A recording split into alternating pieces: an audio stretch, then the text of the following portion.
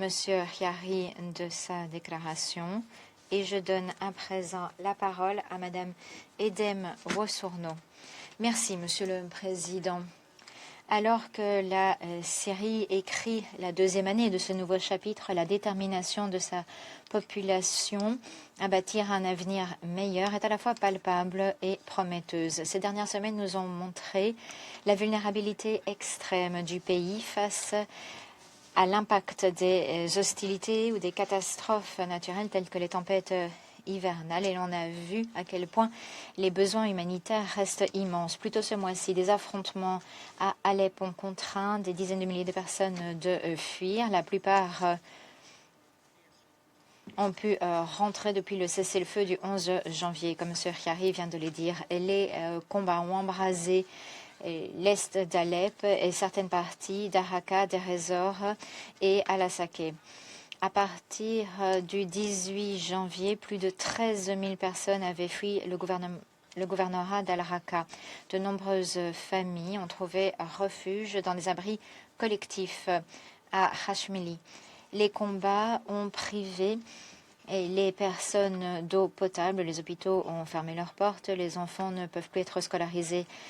La fermeture de l'artère principale entre Homs et Raqqa, des ponts endommagés ainsi que des dispositifs explosifs, tout cela a nui à la capacité des humanitaires de fournir l'assistance nécessaire. Les familles déplacées font face au froid mordant de l'hiver et ont désespérément besoin d'abris, de vivres et de chauffage. Malgré les combats et malgré les difficultés d'accès, l'ONU et ses partenaires continuent de fournir une assistance à Alep. Nous avons fourni hébergement, vivres, médicaments, soutien nutritionnel et services de protection en étroite coopération avec le gouvernement syrien. Nous aidons également la population à rentrer chez elle dans les quartiers touchés par les troubles. Des centres d'accueil ont été créés à Al-Asake et Hamishli et l'ONU et ses partenaires fournissent des vivres à Araka, Tapka et Al-Asake.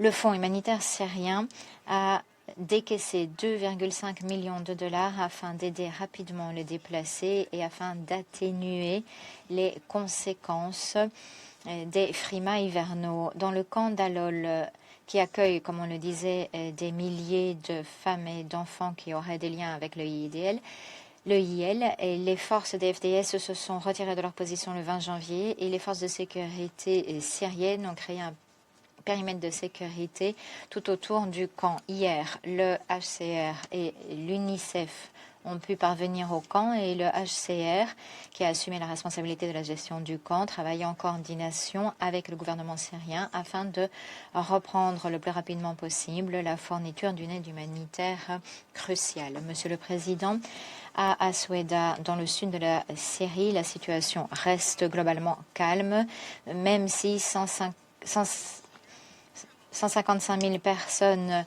qui avaient dû fuir depuis juillet ne peuvent pas revenir en raison de l'insécurité. L'approvisionnement commercial, les services fondamentaux ne suffisent pas à satisfaire les besoins de la population.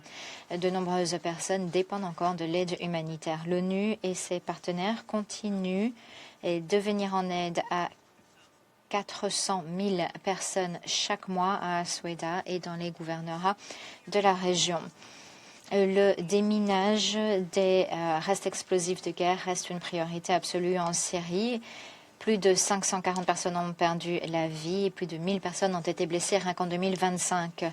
La pollution par les mines empêche le retour de la population et les empêche de reprendre une vie normale, notamment pour les agriculteurs. Les dernières semaines ont montré l'extrême vulnérabilité de la Syrie aux conditions météorologiques extrêmes, des tempêtes de neige. Les frimas dans le nord ont touché 160 000 personnes vivant dans des camps, endommageant les abris et provoquant la mort de 2 nourrissons. L'ONU fournit du carburant pour le chauffage et une aide pour tenir l'hiver, mais seul un quart des 112 millions de dollars nécessaires pour aider la population cette saison ont été versés. Nos partenaires ne peuvent venir en aide qu'à une infime partie des 2 millions de personnes qu'ils voulaient aider cet hiver. La Syrie se remet encore de la sécheresse qui avait endommagé 70% de la dernière récolte de blé. Les précipitations accrues ont permis de rétablir les niveaux d'eau dans certaines zones, mais ont également provoqué des inondations et endommagé les terres dans plusieurs gouvernorats. Malgré toutes ces difficultés, les Syriens dans tout le pays continuent de s'efforcer de bâtir un avenir meilleur. Plus de 3 millions de réfugiés syriens et de déplacés ont pu rentrer chez eux depuis décembre 2024.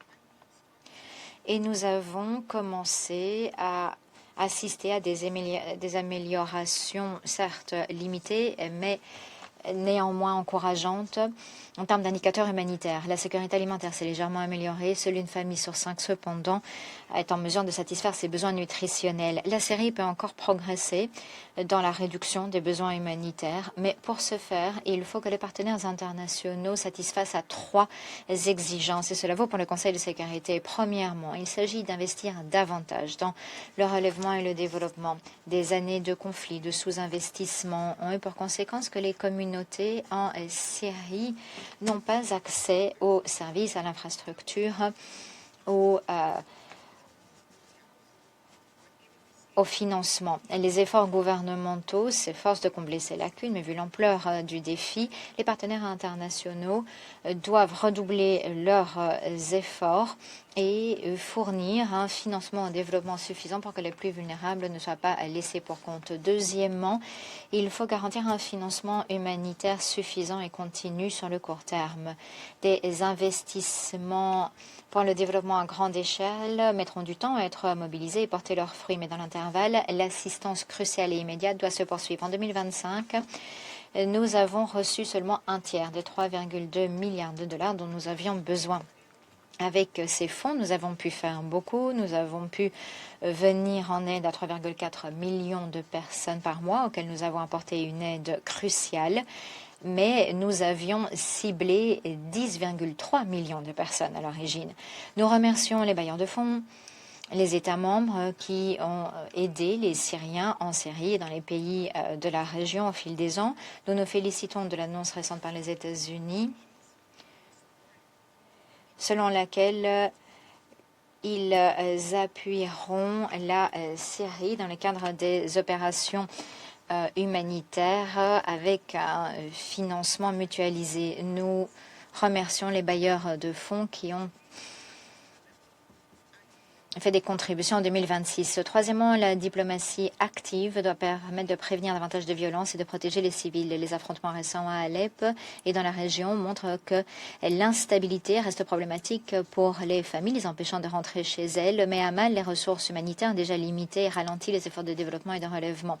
Nous espérons que l'accord de cessez-le-feu récent se traduira en stabilité dont a tant besoin la population.